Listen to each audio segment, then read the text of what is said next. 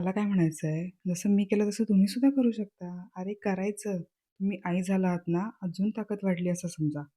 मी तर कारणं देत होते, की मला बाळाकडे बघायचंय, मला बेबीला फीड करायचंय. गरोदरपणात, डिलिव्हरीनंतर आपली आई, आपल्या आजूबाजूच्या लोकांनी आपले खूप लाड केलेले असतात. खायला-प्यायला भरपूर घातलेलं असतं, रेस्ट घेतलेली असते आपण. त्यामुळे तुम्ही लगेच बॉडीला पुश करून डायटिंगमध्ये किंवा एक्सरसाइजला नाही करू शकत. त्यामुळे थोडीशी पूर्वतयारी आपल्याला करायची आहे. काय तयारी असेल आपली, तर आपल्याला आपल्या बॉडीचं मेटाबॉलिझम वाढवायचं आहे. मेटाबॉलिझम कसं वाढवणार? शरीराची गती, क्रिया, पचन या सगळ्या गोष्टी कसं वाढवणार? तर एक सिंपल तुम्हाला मी रेसिपी सांगते.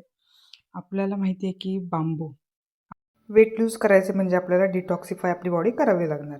त्यासाठी आहे हा बांबू मिंट टी. बांबू आणि पुदिन्याच्या पानांचा चहा.